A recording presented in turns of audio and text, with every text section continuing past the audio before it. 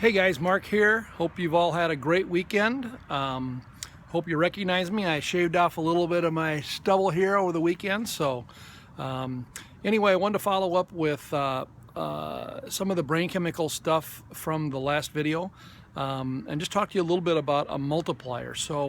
As we said, there are things you can do, being nice to other people, eating good food, hanging out with friends, all kinds of stuff that you can do that fire brain chemicals in your brain, and that gives you that sense of happiness.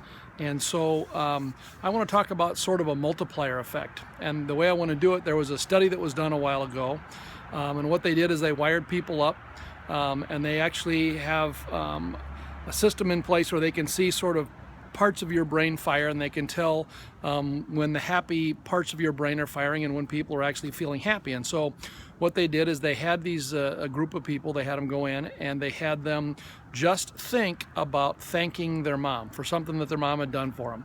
And what they saw was there was a little bit of a happiness shot. These people got a little bit more happy just by thinking about being thankful for their mom. Didn't do anything, their mom didn't ever know about it. All they did was just think about it. In the next step, they actually had the people sit down on a piece of paper. They had the person actually write out, "Dear Mom, I want to thank you for all the great things you've done. You've always been there for me, you know, blah, blah, blah, blah, blah."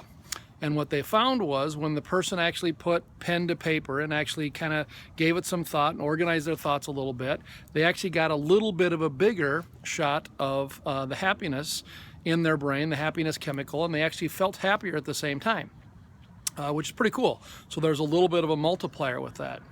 So they took it the next step, and what they wanted to do is actually figure out a way to connect with the mom. And so they grabbed a phone and they had the person actually dial their mom and actually get on the phone with their mom and say, "Hey Mom, how you doing? Yeah, this is Mark. You know what, I know this is a little bit random today, but I just want to call you up and just say thanks. You know, you've always been there for me. I love you so much. You know, you just been, you know, you've always been there, and you're awesome, man. I just want to call and say thanks a bunch, and I love you." And what they found is when the person actually made that phone call, they even got a bigger multiplier, a bigger shot of happiness. More of the happy chemicals were released. The person felt a lot better about the whole deal. And so they wanted to take it one step further, and they actually put the person in a car, drove them off to their parents or to their mom's house, knock, knock, knock on the door.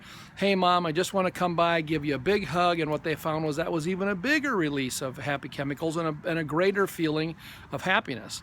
The point being is that every little thing that you do to be happy, there's probably a way for you to multiply that and even get a bigger sense of happiness for you and the other person, or whatever that might be. Take, for instance, your friends. Sometimes you pass your friends in the hallway and say, "Hey, how's it going?" Boom. "Oh, hey, not much. Good." Right? Little shot of happiness. You saw your friend. That's kind of cool. But if you stop for a second, you talk to them for a little bit there, and, "Hey, how's it going? How'd that test go?" "Oh, it's great. I'm glad you did great on the test." That gives you and that person just a little bit more of a connection and a little bit more happiness, right? Take that one step further and you grab the person after school, you go over and grab a Coke or a cup of coffee with the person and say, "Wow, tell me, how was the test? Was it hard? How'd you do? Tell me a little bit about it." And the more that you engage and have that conversation, the more that there's sort of a multiplier in what you're doing.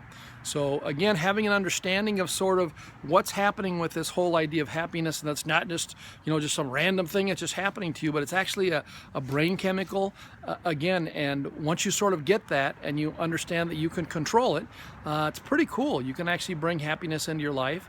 And when you take it and say, "Wow, I can even take it and make it and multiply it a little bit and make it better," that's even cooler. So again, thanks for everything, guys. Great working with you. Sorry I can't be there. I'm actually out here on my deck here today with my little scooter. You can't see it, but it's a very cute little scooter that I have to put my foot up on to get around now. So I look forward to talking to you soon, and I hope you have a great day. Thanks. Bye.